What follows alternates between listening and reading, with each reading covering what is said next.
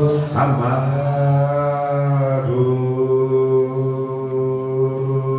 como um vaso nas mãos do oleiro, quebra minha vida e me faça de novo. Eu quero ser, eu quero ser um vaso novo.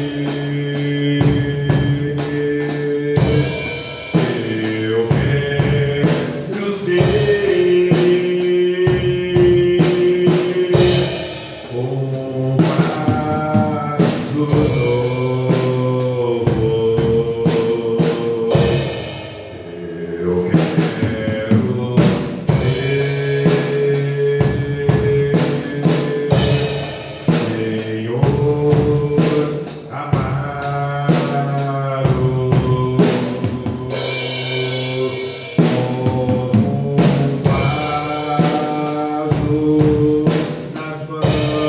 mãos do oleiro.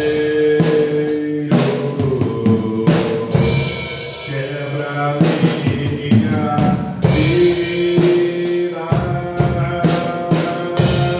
e me faça de novo.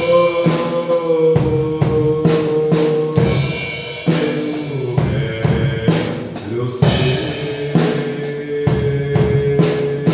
quero ser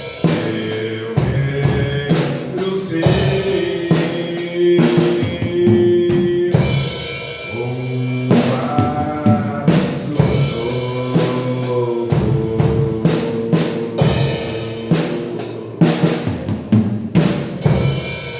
Quantos querem ser um vaso novo nesta noite? Livro do profeta. Aonde está escrito o vaso? Jeremias 18. Abra aí, Jeremias 18. Vamos começar a palavra nesta noite. Aleluia. Deus tem uma palavra para nós. A palavra hoje é sobre o vaso do oleiro. E é o título que está aqui na minha Bíblia, na chat. O vaso do oleiro. Eu gosto muito dessa tradução. Gosto muito dessa tradução porque ela traz algumas palavras que, quando a gente começa a ler outras traduções, a palavra de Deus é a mesma, mas o autor dessa Bíblia aqui, ela é fiel à original, à linguagem original, ao texto original. Ela é uma das mais fiéis, e eu vou fazer uso dela nesta noite. Livro de Jeremias 18. Palavra do Senhor que veio a Jeremias dizendo: expõe-te e desce à casa do oleiro, e lá ouvirás as minhas palavras. Desci à casa do oleiro, e eis que ele estava entregue ou fazendo a sua obra sobre as rodas, como o vaso que o oleiro fazia de barro se lhe quebrou. Aqui está ali, estragou na mão, e esse estragou aqui até grifei.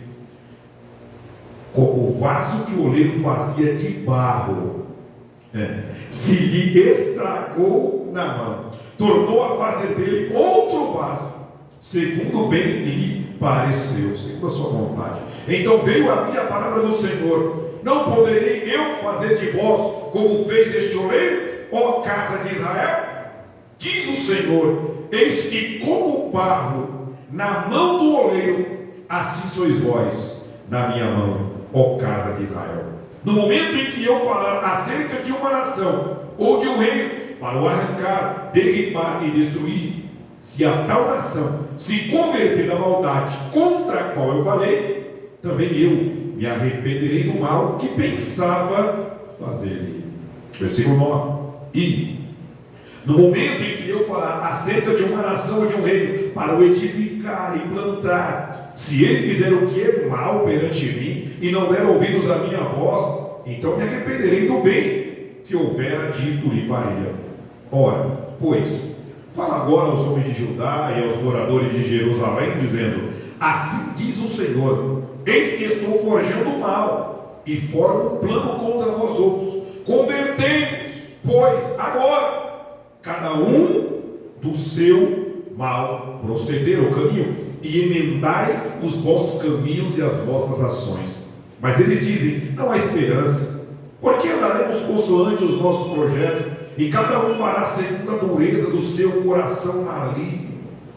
Portanto, assim diz o Senhor: perguntai agora entre os gentios, sobre quem ouviu tal coisa sobremaneira horrenda cometeu a Virgem de Israel. Acaso a neve deixará o Líbano, a rocha que se ergue na planície? Ou faltarão as águas que vêm de longe, frias e correntes? Contudo, todos os do meu povo se têm esquecido de mim, queimando incenso aos ídolos que os fizeram tropeçar nos seus caminhos, e nas veredas antigas, para que andassem por veredas não aterradas, para fazerem da sua terra um espanto e objeto de perpétuo assobio. Todo aquele que passar por ela se espantará e meneará a cabeça. Com vento oriental os espalharei diante do inimigo, mostrar-lhe-eis as costas e não o rosto no dia da tua calamidade. Amém. Podem sentar. Que Deus nos dê uma boa palavra.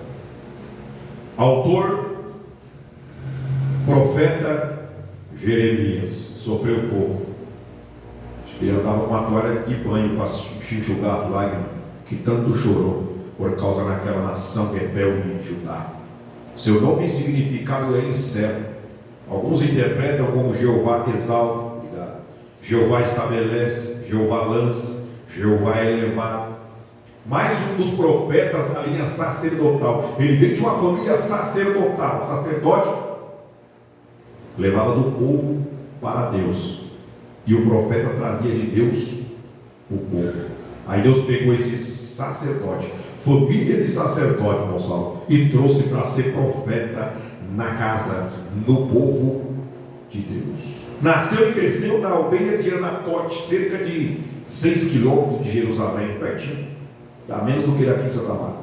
Profetizou para o reino do sul, é o reino de Judá. Nós temos aqui Judá, Jerusalém, ela fala aqui no versículo 11, fala aos homens de Judá, aos moradores de Jerusalém. É para quem ele está pregando, porque o reino aqui estava dividido, 10 cidades ou tribos, ou 10 tribos, era o norte, reino do norte, Israel, e 2 tribos, era o reino de Judá, o reino do sul. Jeremias foi levantado para profetizar para o reino do sul.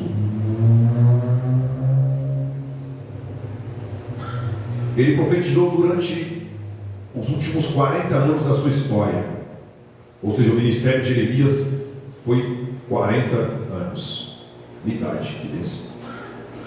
O tema da sua mensagem, ou o tema da mensagem de Deus para a nação era: o juízo divino é inevitável de Judá. Ou seja, a palavra dele é a palavra dura. Não dava para maciar porque não tinha muito tempo também, não dava para prolongar o tempo, não dava para ficar esticando muito de Maria da Paz, porque a palavra tinha que ser para já, como o presbítero Pereira aqui falou, da volta de Jesus. Não dá para a gente ficar adiando, não, é já, é agora. O juízo vai vir, mas a gente não sabe quando, como nos dias de Noé. Profeta escolhido, muito novo, segundo os estudos, ele tinha aproximadamente 20 anos de idade quando foi chamado para esta missão. Tentou recusar, capítulo 1, vocês sabem. Quando Deus o chama, ele fala: não, sou um garoto, sou um menino, sou uma criança. Com 20 anos, mas era o que? Inexperiente, não era a idade cronológica, era a sua imaturidade ministerial para tal. Aleluia. Tentou recusar, irmão, mas quando Deus escolhe, pode ter 20, pode ter 15, pode ter 7, 8, como foi o rei Josias. Deus escolheu, irmão. Pode ser a menina na casa de Naamã, pode ser Davi atrás das malhadas. Quando Deus escolhe, irmão, pode ser incapaz, pode ser analfabeto, pode ser idoso, não importa. Se Deus escolheu, irmão, é ele, é ela que vai ter que ir. Não dá para fugir. Para os profetas, ou os que se dizem profeta no nosso tempo, o ministério profético se encerra de João Batista. Em nossas gerações as mensagens são entregues. Ainda tem profeta em nosso meio, mas a maioria, quando vai entregar profetada, é só bênção, né? É só: eu vou te levar, você vai viajar, vai 2 viagens esse ano, te vejo no avião, te vejo com a mala pronta. Não se vê mais profeta levantando e falando: te conserta. Não se vê profeta levantando, o presbítero Juarez falando: desce a casa do oleiro. Não se vê profeta falando: arrependa-te, converta-te, dessa cama que você subiu você não vai descer. Como foi Isaías falou para o rei Ezequias. Que profeta hoje em dia que tem essa coragem? O Deus mudou. É só mensagem de sucesso, de vitória. E é só mensagem direcionada para a liderança, para o pastor. Quantas que eu já recebi? É quase uma exceção, irmão, a palavra de juízo, de arrependimento profético em nossos dias. Mas Deus ainda levanta Jeremias, que mesmo andando e chorando, vai lhe entregando e vai falando aquilo que Deus manda. Pode custar a sua cabeça, pode custar o seu ministério, pode custar a sua vida, como nós vamos ver daqui a pouco. Jeremias sofreu por levar uma palavra de juízo. Glórias. Com tanta gente desconcertada, com a vida toda errada, tantos escândalos em nossos tempos, como o presbítero Zé já falou, Deus não corrige? Lógico que Ele corrige. Mas quando muitas vezes algum corajoso levanta e fala para um líder, ele fala que é da carne, sonhou de barriga cheia. Em vez de ter a humildade de descer e se arrepender como fez Davi, quando Natan chegou para falar com ele: você vai pecar, você vai morrer. Falta humildade dessa liderança. Será que Deus não mostra mais aos seus servos? Ou será que somos nós que não queremos pagar o preço ou sofrer as consequências como Jeremias?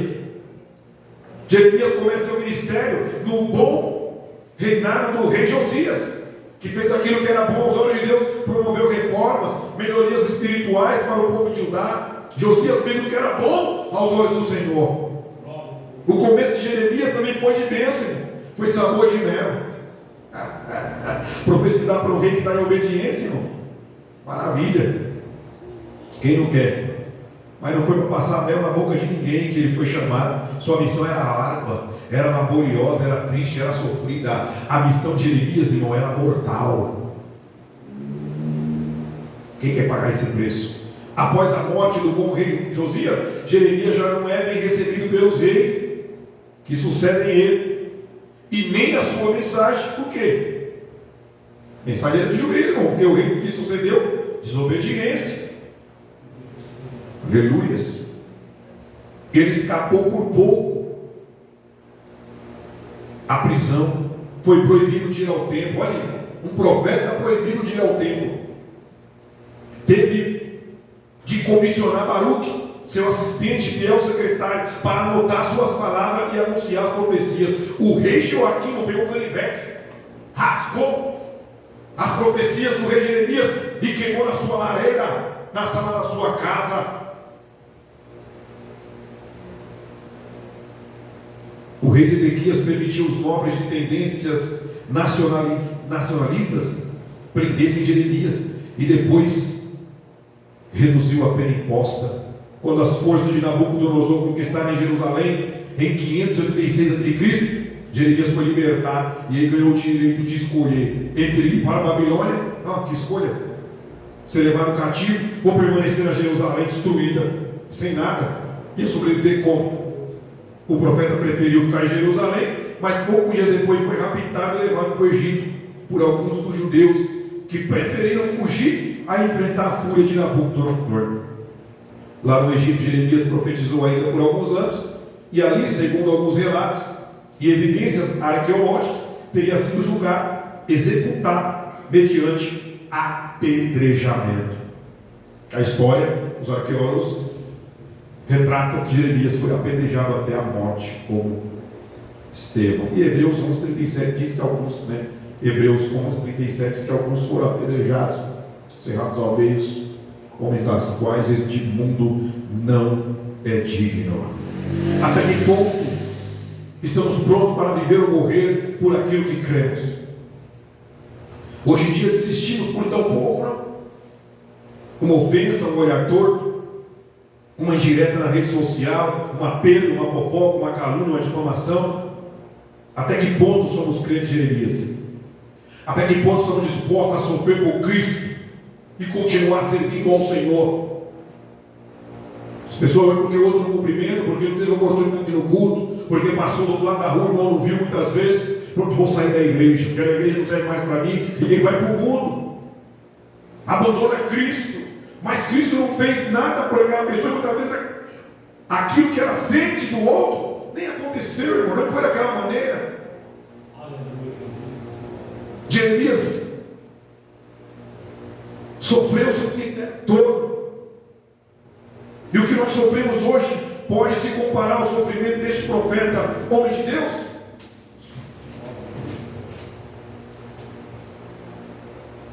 Deus não permitiu, irmão, nem que ele se casasse. Deus não permitiu que Jeremias se casasse e nem constituísse família. Sabe por quê? Para não ser destruída ou destituída no cativeiro babilônico. Quais mensagens nós queremos pregar? A da prosperidade, como os profetas de Baal, de Acabe? Ou a de Micaías, que é a palavra da verdade? E aí eu viro o projetor para o público ouvinte nesta noite, que para os que vão assistir posteriormente. Qual mensagem, quando estamos sentados aí, queremos ouvir? A que Deus quer, como a Marcela orou, que o Senhor fale aquilo que o Senhor quer falar, e não aquilo que também nós fazemos orações, irmão, que são verdadeiras rezas, e muitas vezes não sentimos aquilo que falamos. Senhor, fala comigo aquilo que o Senhor quer que eu ouça, mas muitas vezes nós não queremos ouvir o que Deus quer falar, porque a palavra é dura muitas vezes. A palavra do Senhor tem 3 propósitos: edifica, exorta ou consola. É um dos 3. A palavra, quando sai da boca dele, ou vai edificar, ou vai consolar, ou vai exortar, vai corrigir, porque ele ama. Se ainda ele está nos corrigindo, é porque ele nos ama. Teve um tempo aqui, as páginas brancas de Malaquias a Mateus. Deus não falou, Deus não levantou profeta, Deus não falou uma profecia. Aí é que nós nos preocupamos, não é quando Deus se cala. Aleluia. Se fosse para escolher uma mensagem para nós, para essa geração brasileira rebelde, que começa dentro de alguns tempos, igual ou pior que Judá, qual mensagem nos alegraria? Juízo? Correção? Ou bênção? E aprende uma coisa aqui nessa noite, amada igreja do Pai Fernanda. Aprende uma coisa, você já sabe, mas eu quero reforçar nessa noite. Deus não abençoa quem está em desobediência, tá bom? Guarde isso. Às vezes você assiste aqueles programas dessas televisões aí, que eu não vou nem citar porque eu estou gravando, e por questão de ética também, eu não gosto de citar nem quando eu não estou gravando, por questão de respeito e ética. Mas essas grandes igrejas que estão na mídia, chamam um monte de gente e impõe a mão e abençoa todo mundo. Um monte de gente no pecado, na prostituição, na homossexualidade, na mentira, no cigarro, nas drogas, na bebida. Deus não abençoa desobediente. Ele não estraga os filhos. Quem é pai aqui sabe o que eu estou falando. O filho só ganha se ele merecer. Desobedeceu, vai ganhar o castigo. Vai tirar uma coisinha dele. Vai colocar no canto da disciplina. Vai ficar sem televisão, vai ficar sem celular, vai ficar sem tempo, vai ficar sem ir para casa dos amigos, não vai chegar em programa favorito, não vai ter fast food, não vai ter saidinha, não vai ter parquinho, vai ter que ser disciplinado, não é? A filha está testemunhando, filho. Desobedeceu, não tem bênção, irmão. Assim é Deus. Só tem bênção para quem obedece. Deus só abençoa filhos obedientes. Guarde isso. A pessoa vem, chega, entra na igreja, nesses tempos grandes aí é bênção para todo mundo. Vem, dá o seu carro, Deus vai te dar um avião. Dá a sua moto, Deus vai te dar um jet ski. Vem, dá o seu 10 mil reais, Deus vai te dar 100 mil. Quem disse? Pessoa com a vida no pecado, não se converteu, não se arrependeu, com 2 mulheres, com 3 mulheres, roubando a empresa, sonegando imposto, e acha que Deus vai abençoar? Só se for o diabo. O diabo é que dá prosperidade por troca de adoração. O diabo é que troca prosperidade por adoração a Ele. Lembra? No deserto com Jesus? Se tão somente prostrado para adorar, Eu te dou todos os reinos deste mundo. Para trás de mim, Satanás. Para trás de nós. Jeremias, mesmo com o coração compadecido, o profeta das lágrimas, ansiava pela recepção positiva por parte de Judá. A mensagem de Deus por arrependimento. Falava tudo, era odiado por muitos à sua volta. Soco na cara, calabouço, abandono, solidão. Mas não deixou de falar. Profeta mais solitário da Bíblia. Profeta que mais chorou pelo pecado de Judá. Porque amava Deus e amava o seu próximo. Amava os patrícios, compatriotas judeus. Assim como o pai corrige seu filho porque o ama, Deus, através do profeta Jeremias, estava trazendo uma palavra de correção e juízo, se não houvesse arrependimento. Deus sempre vai avisar, irmão. Ele nunca vai corrigir sem avisar. Geração de Noé, geração de Sodoma, geração de Judá, geração de Israel e a geração de hoje está sendo avisada. Eu vim passando pelo caminho olhando, só copo na mão, só latinha, só Heineken na mão, só aqueles copos coloridos, sei que diabo que dentro daquele copo. Gin, é gin do capeta. Tem matado famílias, irmão. Famílias têm casamento destruído, famílias destruídas por causa do álcool, por causa do gin, por causa do uísque, da cachaça, das drogas. Isso é nem pelo caminho, irmão. E um monte de gente aberta, está pregando a palavra, e eles não querem ouvir. Mas quando Jesus voltar, ele vai te pôr para o lugar onde o olho não viu, onde o ouvido não ouviu, aonde ele desceu o coração, eles correrão para os templos, mas eles estarão fechados. Aleluia! Deus está avisando. A oportunidade está aí de mudança. Assim como Ezequiel, Jeremias pratica várias ações simbólicas a fim de ilustrar de modo claro a sua mensagem profética.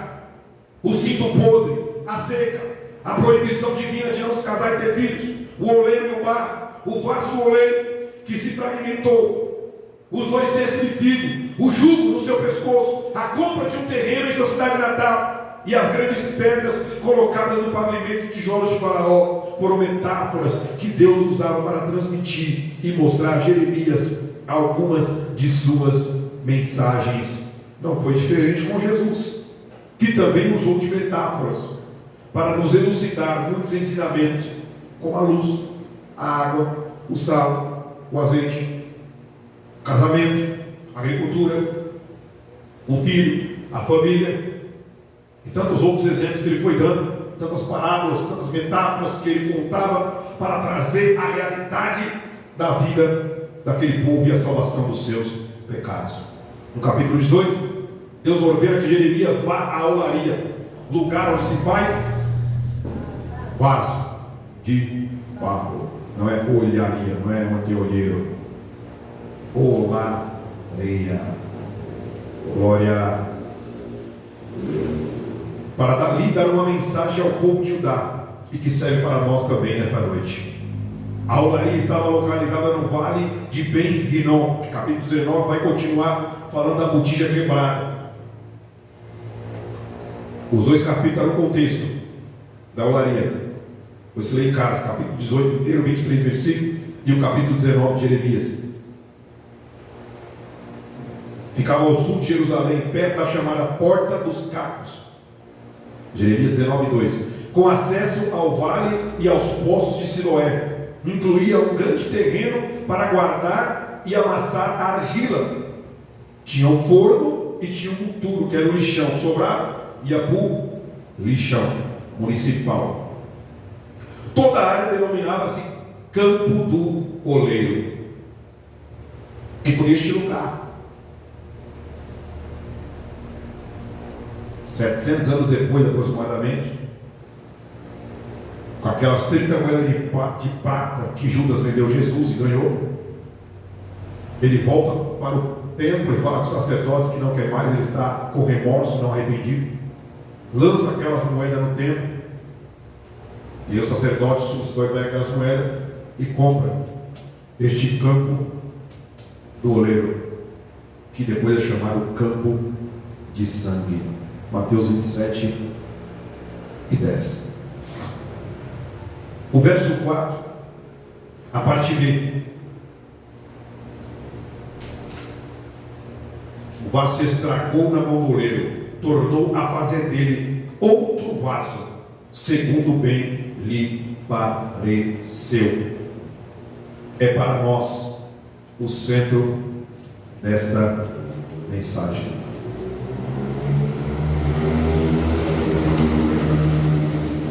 No capítulo 18, o profeta vai à casa do oleiro, que Deus o manda aí, e observa moldar o barro. Enquanto no capítulo 19, ele pega uma botija de barro pronta e quebra no vale de Rinom. O primeiro evento, aqui o vaso que se estragou na mão do oleiro, ele representa a graça de Deus, o favor imerecido, uma nova oportunidade. Mas o segundo, a botija quebrada, aí já é o seu julgamento. Quando refletimos a respeito do oleiro do barro, vemos a imagem de nossa vida e relacionamento com o nosso Deus. Como está o seu relacionamento com o oleiro? Este texto é um dos mais sugestivos da Bíblia. O profeta é chamado não para pregar o sermão, mas para fazer o sermão. Deus fala para ele: desce, eu vou te dar uma mensagem lá embaixo, levanta-te e desce à casa do oleiro, porque lá eu vou te dar um sermão, lá eu vou te dar uma mensagem, Elias. Lá eu vou te dar um ensino, lá eu vou te dar uma direção, lá eu vou descortinar diante dos teus olhos o que eu farei com Judá. Se ele se arrepender, e se não se arrepender, Jeremias, no 19 você vai ter que quebrar a botija, vai ter que quebrar o vaso. Glória a Deus. Deus é fiel. Ele desce à casa do oleiro para ver como este molda o barro informe e faz dele um vaso belo, útil e precioso. Esse importante relato nos ensina grandiosas lições espirituais. Vamos a elas.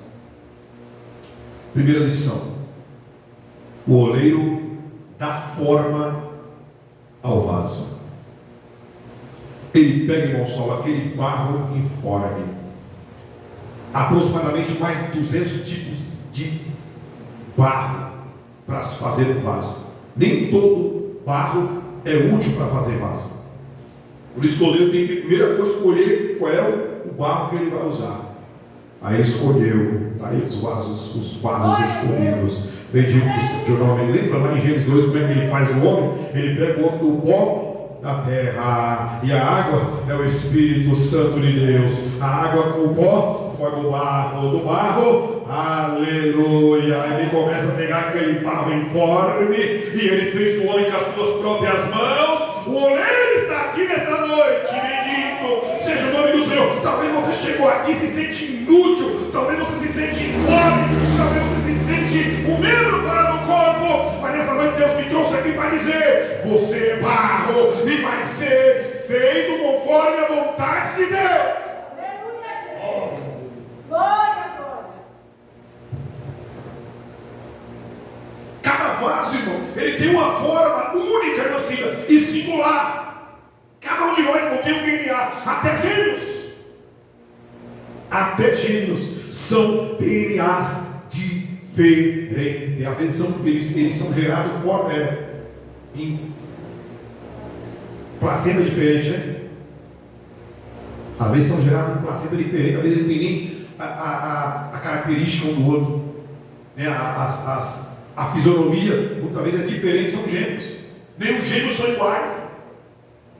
Deus te conhece, seu DNA foi Ele que te formou. Ele fala para Jeremias, aleluia, antes de te formar eu te conheci. Salmo 139 ele diz que no teu corpo ainda informe Ele já sabia que você estaria aqui. Bendito seja o nome do Senhor. Nossa vida não está nas mãos de alguma força invisível ou de um destino secreto. Está nas mãos do Deus Todo-Poderoso. Ele nos criou, Ele nos formou, Ele nos dá vida, Ele nos transforma, Ele nos faz conforme a sua vontade. Aleluia, Deus. É Ele que dá forma ao vaso. Por isso que nós somos diferentes dos outros, tanto fisicamente, quanto espiritualmente, quanto sentimentalmente, socialmente, somos seres diferentes. Mas a origem é a mesma. Oh, glórias! Nós somos o barro. Se abandonarmos a nossa própria sorte, somos como barro sem vida e sem forma. Deus, como oleiro, trabalha nele e o molda segundo o seu querer. Nós somos formados segundo a vontade de Deus, não nós. Às vezes você queria ser uma coisa e Deus te formou para você ser outra, conforme a vontade dele. Foi Deus, irmão, quem nos criou segundo o seu querer e para os propósitos. Olha isso. Por que Deus fez dessa forma?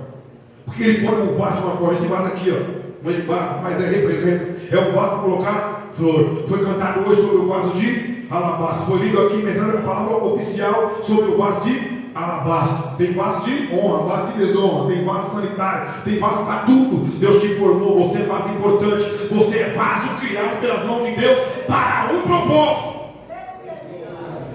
Talvez você não foi usado ainda, talvez você está ainda na olaria. Meu Deus, sendo preparado para ser usado. Olha o ministério de Jeremias, olha o ministério de João Batista, irmão. Foi 30 anos sendo preparado para ser usado 6 meses. Olha para Jesus, foi 30 anos preparado para ser usado 3 anos e meio. Oh, glória! Não é o tempo de uso que define a utilidade do vaso, mas é Ele que vai usar no tempo certo e pela quantidade de tempo que Ele quiser usar. Glórias! É para os propósitos soberanos da sua vontade. O barro não pode rebelar-se contra o oleiro, nem fazer a sua própria vontade. Você é vaso de barro. É para ser usado conforme Ele quer. Segunda lição. A primeira, Ele forma, Ele dá forma ao vaso. O barro informe, Ele dá uma forma. Segunda lição. O oleiro dá beleza ao vaso. O oleiro não apenas dá forma ao vaso, mas também dá beleza. Não é beleza física, irmão. Não é o padrão de beleza que o mundo estabelece. Tem que ser magra, olha não sei o que, cabelo não sei o que lá, pé não sei quanto. Não é nessa beleza humana. Não é parâmetro de beleza física de moda secular, que muitas vezes é traçada por pessoas ímpias, incrédulas e pessoas que desobedecem a Deus. A peça de barro, ela é modelada, desenhada, pintada, levada ao forno e vitrificada. É um dos itens mais funcionais que existem.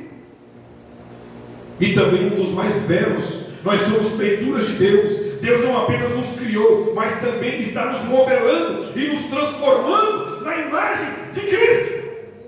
Aleluia. Você não é qualquer coisa não. Talvez o mundo olhe para você e te discrimina, te despreza, te inferioriza, mas Deus olha para você. Está vendo você lá na frente já. Está vendo você um vaso de honra. Está vendo você servindo na casa dele, servindo na sua família, servindo na empresa, servindo na escola, servindo para a vizinhança. Você é vaso útil, vaso de honra na presença do Senhor. Glória a Deus. As digitais de Deus e a beleza divina estão estampadas neste vaso. A glória do vaso não está em seu material, ele é de barro. Agora não está em você, todos nós somos de barro. Agora não está em mim, estou ministrando nesta noite. Agora não está em quem canta. Agora não está em quem faz um serviço, alguma coisa, tem um cargo, uma credencial. Agora não está na credencial. Todos nós somos vasos de barro. Somos do mesmo material. Deus olha lá de cima, só vê vaso de barro. Ele não vê pastor, evangelista, presbítero, diácono, diaconisa, missionário, não sabe. Ele vê vaso de barro. Aleluia, glória a Deus. Sabe por quê? Porque o que tem dentro do vaso é que lhe dá beleza.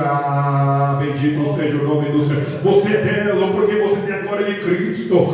Já ouviu, tipo, em algum lugar, algumas pessoas vão para você e falam, você é diferente, tem um brilho, eles falam, uma luz de você, você é uma pessoa de luz, é a luz do Espírito Santo de Deus que brilha dentro do vaso. Você é linda, você é lindo, você é a imagem de Cristo, porque Cristo habita em você. 2 Coríntios 4:7, essa eu vou ter que ler. 2 Coríntios 4:7. Vamos ler a palavra de Deus. Melhor pregador é a Bíblia.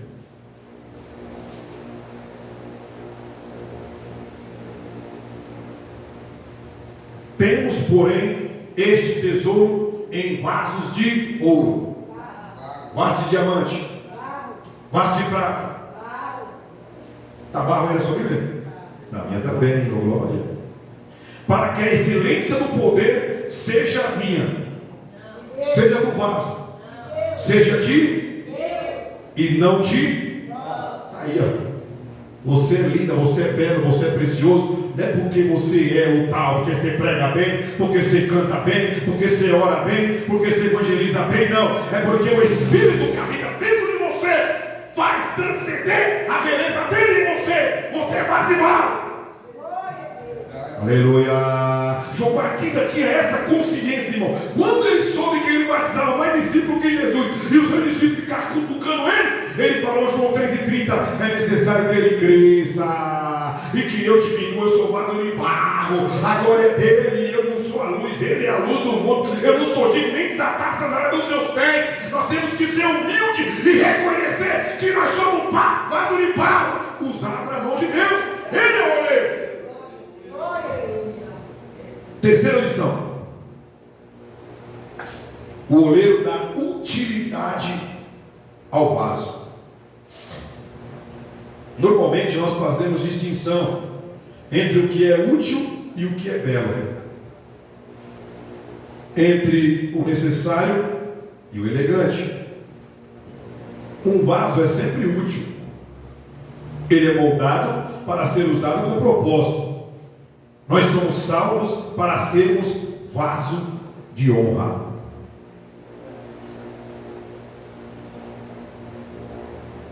Um vaso para ser útil, guarda isso aqui, ó, precisa estar limpo e sem rachaduras. Como está seu vaso nesta noite? Precisa me responder. Seu vaso está limpo? Está sem rachadura? Tem alguma brecha aí que se abriu? Aleluia. Não há ser humano, irmão, que não seja útil e que não tenha o seu papel dentro do propósito divino. Não há ser humano que não seja único, dotado de linhas, de cores e formas totalmente distintas de qualquer outro. Deus não faz vasos em série. Enquanto eu meditava nessa tarde, quando eu rascunhava, colocando esses bolsos no papel,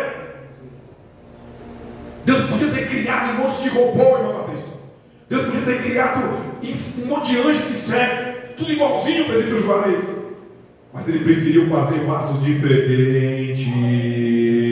Ele nos fez diferente. Ele podia ter feito uma série de robôs para adorar ele 24 horas, para ele dar hora de robô obedecer. Mas não, ele preferiu fazer ser humano, dotar de faculdades mentais, faculdades, para que possa escolher aquilo que faça e escolha adorar ele de livre, espontânea vontade. Cada vaso, irmão, é singular, tem uma utilidade. Na casa do Senhor há muitos vasos. Aleluia. Mas nenhum é mais importante que o outro. Todos têm a sua importância. Para de se menosprezar nesta noite. Talvez o inimigo sopre no seu ouvido. Mas você não é ninguém, você não é nada. Você não sabe falar direito, você nem tem oportunidade, você nem canta no grupo, você nem sobe no púlpito, não importa. Você é importante, você é vaso, você é escolhida, você é escolhido para o serviço do Senhor. Ele está te preparando no tempo certo, Ele vai te usar. Mais uma lição, e a mais linda, e é o centro da lição. O oleiro faz de novo o vaso estragado. 18:4 de Jeremias. Como o vaso que o oleiro fazia de barro se lhe estragou na sua vida, quebrou, a vida inteira eu li, quebrou na mão. Eu falei, será que o oleiro é descuidado? E você lê, medita, você ouve pregação, você prega, você ouve, você medita, você lê, você vai e volta e fica nesse versículo. Por que esse vaso quebrou na mão do oleiro? Ele é oleiro, é Deus fazendo o vaso. Será que ele se distraiu? Deus é perfeito. O vaso se estragou na mão do oleiro. O oleiro não jogou o vaso fora, que se lhe estragou na mão, não. Ele fez dele, deste mesmo vaso estragado, Lancida, ele fez um vaso novo. Bendito seja o nome do Senhor. Talvez nós descartamos, as pessoas têm descartado o seu relacionamento. Chega uma hora que a mulher não serve mais, descarta. O marido não serve mais, descarta. Até o filho não serve. Meu Deus, está vendo um monte de julgamento que eu nem quis ver mais o resto. Madrasta e mãe matou o próprio filho. Menino de 6 anos, acho que é Caio no menino. Julgamento, pegou 50 anos, a outra pegou 50 e poucos anos de prisão. E quando a Bíblia diz que pode uma mãe esquecer do seu filho, pode sim, irmão. Pode uma mãe matar o filho? Pode.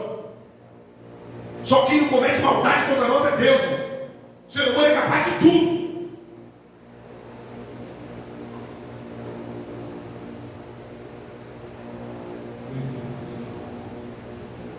De 1939 a 1945, Segunda Guerra Mundial, o então ditador e líder nazista da Alemanha, Adolf Hitler, mandou matar homossexuais, negros, deficientes, judeus e mais outros que não serviam para ele porque eram descartáveis, eram estragados na mão dele. Mas na mão do meu Deus, na mão do seu Deus, pode ser o pior traficante, pode ser judeu, pode ser negro, deficiente, mulher, pequeno, grande, feio, bonito, não importa. Se estragou na mão dele, ele não descarta, ele faz um vaso novo. Glória. Aleluia. Um vaso novo conforme a sua vontade. Deus amassa, Deus pressiona, Deus estica e comprime. O trabalho da criação é reiniciado, é hábil, e Ele faz pacientemente. Deus não tem pressa para te moldar. Aleluia, Deus. Quem tem pressa é nós, não está demorando muito. Lembra que Davi foi ungido rei? Menino. 7 filhos, acabaram os mancebos? Não, deve ter um menor, aí que lembrou, deve ter um menor, está lá no campo, está pastorando as ovelhas, manda chamar, enquanto ele não chegar, ele não senta. 1 Samuel 16, lá vem Davi, todos federam, podre, federam a ovelha, fezes de animal, esteiro, tudo, fedendo a campo. Chegou cheiroso não, irmão, chegou fedido, estava no campo. Que cheiro tem o campo? É isso aí, Samuel, pode ungir. Ungiu, Davi pegou o trono, pegou a coroa. Voltou para trás das malhadas. O vaso continua sendo moldado. Eles Davi não estava pronto para assumir o trono ainda. Era um menino. Ele tinha que matar urso ainda. Tinha que matar leão. Ainda tinha que matar o gigante. Ainda tinha que expulsar demônio de Saul. Ainda tinha que vencer guerra. Com 30 anos de idade, que ele assumiu o trono. O vaso está sendo moldado. No tempo certo, Deus vai usar. Para de querer apressar o processo. É no tempo de Deus.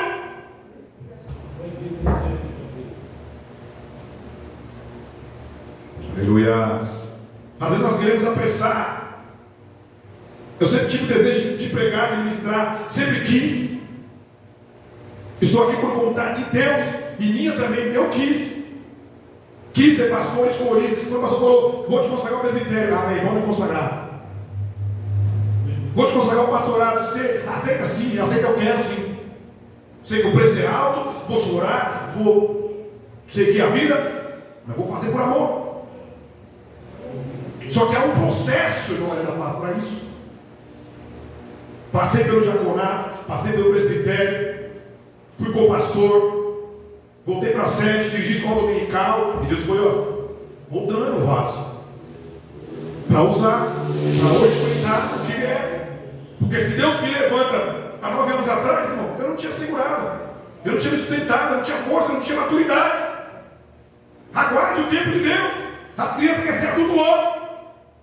Aproveita o tempo de criança. Aproveita o tempo de menino, de menina, vai brincar. Aproveita as brincadeiras. Quando tiver adulto, você vai querer voltar a ser criança e não dá mais. O caminho de adulto não tem volta. Aleluia. Deus não joga fora o vaso, foi danificado. Ó, versículo 6: não poderei eu fazer de vós como fez este oleiro, ó casa de Israel?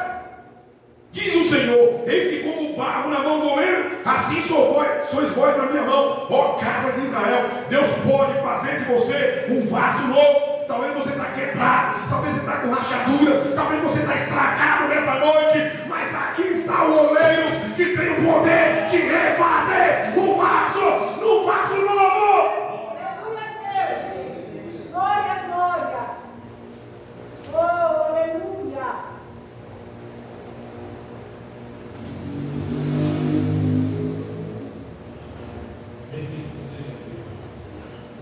Aleluia. Para trás.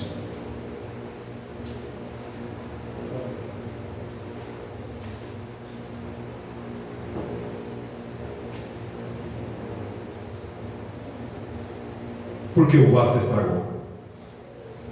Também para finalizar. Por que o vaso se estragou? Descuido do oleiro? O vaso estragado é um retrato da rebelião do homem e da sua restauração por meio da graça de Deus. Estragamos muitas vezes este vaso aqui, porque nós queremos fazer o nosso projeto segundo a nossa vontade. Eu vou comprar, eu vou fazer, eu vou abrir sociedade, eu vou lá, eu vou ir, e muitas vezes não perguntamos para Deus uma areazinha, e muitas vezes quebramos a cara, se estragamos na mão do oleiro, porque não consultamos ao Senhor. Acaba de ser um dia, três anos sem guerra, ele acordou um dia e falou: está muita paz aqui nesse reinado, eu vou fazer uma guerra aqui, eu vou tomar Ramon de Gileade. Chamou Josafá e mais um rei. Aí Josafá falou: consulta o Senhor primeiro. É mesmo, né? Chama os profetas de Baal aí, 400 profetas, pode ir, cara, você vai vencer. Josafá falou: não tem outro profeta não? Ah, tem Micaía, mas ele só fala mal de mim. A profecia dele é dura, é só juízo. Chama ele. O mensageiro foi lá e falou: a palavra do profeta Baal é uma só, você fale como eles. Micaia falou: que Deus mandar eu falar, eu falarei. Chegou lá, a cara perguntou: e aí, como é que vai ser? Vamos com essa guerra? Pode ir, vocês vão vencer. Fala a verdade para mim. Não vai. Estou vendo Israel como ovelha que não tem pastor. Se você for, você vai morrer. A cara pagou para ver, foi para a guerra, tomou uma flechada, morreu de hemorragia. Seu sangue inteiro esvaiu e os cães vieram lamber o seu sangue. Consulte ao Senhor antes de ir, antes de mudar, antes de fazer, antes de edificar, antes de plantar, antes de qualquer projeto que nasça no seu coração. Consulte ao Senhor e obedeça. Deus não desiste de nós. Ele nos dá uma segunda chance e nos oferece a oportunidade de mudar, recomeçar uma nova caminhada. Deus amolece o barro, Ele amassa, Ele molda e depois o leva ao fogo. Então depois desse processo renasce um vaso belo, útil e precioso, um vaso de honra. Oh glória! Se até esta noite você vem estragando o vaso, você vem estragando os projetos de Deus, a partir de hoje, antes de você tomar uma decisão importante na sua vida, não a cor de roupa que você vai comprar, um sapato, um lanche que você vai comer, não é isso. Você precisa consultar o Senhor, vai e faz, bendito seja o nome, se tiver condições para isso. Mas algo importante na sua vida, que for mudar a sua vida, consulte ao Senhor. Está aqui, não tem um profeta, não tem um manto, vai na palavra, Deus responde. Deus me respondeu em 2020, no meio da Covid. Aleluia. Para concluir, Deus quer que sejamos úteis. O vaso não cria nada, apenas recebe, contém e compartilha. Vou repetir: o vaso não cria nada, ele apenas recebe, contém e compartilha. Nós recebemos as bênçãos de Deus e as compartilhamos com o nosso próximo. Tudo que o Senhor pede é que estejamos disponíveis e vazios. Última referência, 2 Timóteo 2, finzinho da Bíblia lá, 2 Timóteo 2, do 19 ao 21. Vocês estão entendendo a palavra? Amém. Glória a Deus, isso é importante. Entender, às vezes eu estou falando e eu estou entendendo e não estou entendendo nada.